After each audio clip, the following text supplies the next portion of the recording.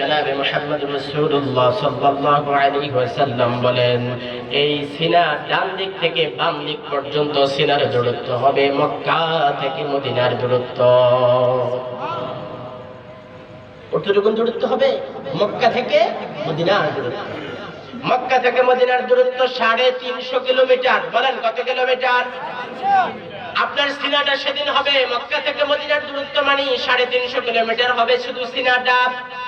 যেই ব্যক্তির সিনা হয় মক্কা থেকে মদিনার দূরত্ব, তার মাথাটা কত বড় হবে, তার দাঁত কত বড় হবে, তার ঠোঁট কত বড় হবে, তার শরীরের চামড়া কত মোটা হবে।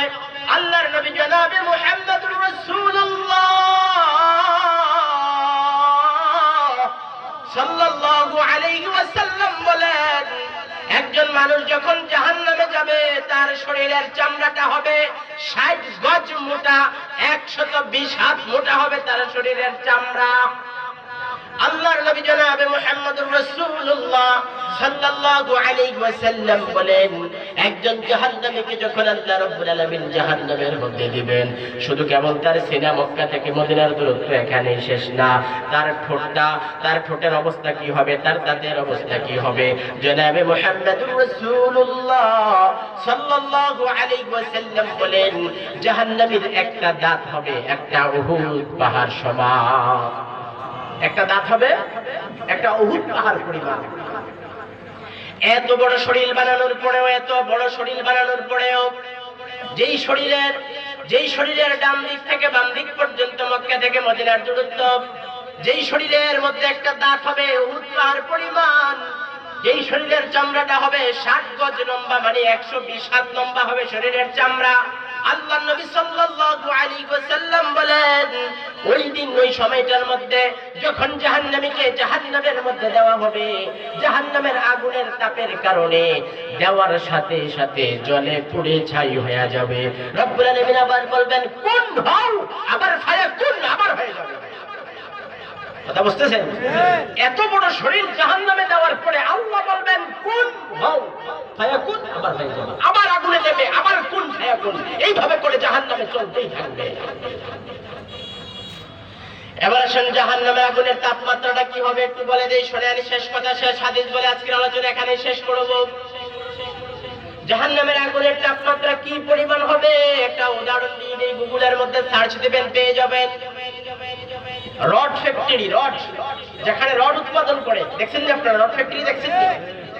গেছেন রড ফ্যাক্টরির কাছে? গেছেন নাকি? রড ফ্যাক্টরি তারা কি করে, পুরাতন রড স্ক্র্যাপ তারা কিনে নেয়, নেওয়ার পরে এগুলি চুলের উপরে দেয়, দিয়ে রডগুলোরে গলানোর পরে এগুলি তরল করে। কথা বুঝতেছেন তো? আমার তরল করার পরে এবার কি করে শোনেন, ফর্মা আছে তাদের, 200টা ফর্মা, 300টা ফর্মা, 400টা ফর্মা, 500টা ফর্মা, 600টা ফর্মা, এক একটা এক এক সাইজ। কথা বুঝতেছেন তো? আমার এই ফর্মা, এবার ফর্মার মধ্যে তরল পানি দিয়ে দেয়, দেওয়ার পরে কোনোটা 200টা হয়, কোনোটা 500টা, কোনোটা 600টা, কোনোটা আরো চিকন, কোনোটা আরো মোটা হয়, কোনোটা আপনার ওই যে পাতলা হয়, কোনোটা মোটা হয়, কোনোটা জেটবার হয়, কোনোটা অ্যাঙ্গেল হয়, এক একটা এক এক রকম। এই যে রড ফ্যাক্টরির সামনে গেছেন আপনারা, রড ফ্যাক্টরির চুলাটা রড ফ্যাক্টরির গেট থেকে মিনিমাম 1 থেকে 200 গজ দূরে থাকে, ঠিক কিনা? কথা বোঝেন না? আমার 100 থেকে 200 গজ দূরে থাকে রড ফ্যাক্টরির যে চুলা, মেইন চুলা যেটা। আপনি যদি রড ফ্যাক্টরির গেটের সামনে যান, যাওয়ার পরে আগুনের তাপ পাওয়া যায়। কথা কি ঠিক আছে? এবার শোনেন, এই যে রড তারা তরল করলো, গুগলের মধ্যে সার্চ দিলে আপনি পাবেন রড ফ্যাক্টরিতে সর্বোচ্চ তাপমাত্রা ব্যবহার করা হয় 1700 ডিগ্রি সেলসিয়াস। বলেন কত ডিগ্রি? 1700 ডিগ্রি সেলসিয়াস তাপমাত্রা ব্যবহার করার পরে রডটা পানিতে পরিণত হয়। এই পানিটাকে আবার তরল পদার্থটাকে যেখানে যেটা যাওয়ার দরকার, যেই ফরম্যাটে যেটা দিলে 200টা, 300টা, 500টা, জেটবার, অ্যাঙ্গেল, এক একটা এক এক রকম হয়। আপনি যখন এবার জাহান্নামের আগুনের ব্যাপারে গুগলের মধ্যে সার্চ দিবেন, রড ফ্যাক্টরির আগুনের তুলনা করবেন, গুগল আপনাকে জবাব দিয়ে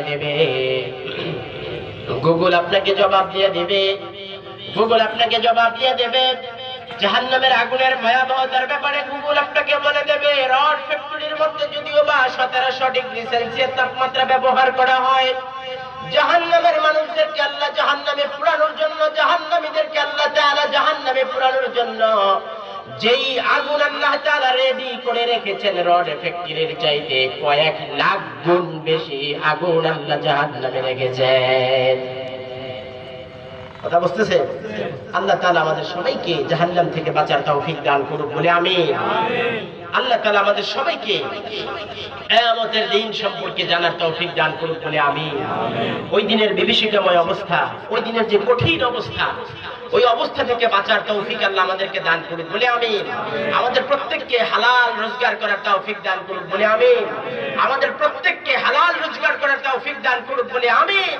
আমরা প্রত্যেকে যেন 5 ওয়াক্ত নামাজ জামাতের সাথে আদায় করতে পারি তৌফিক দান করুক বলে আমিন।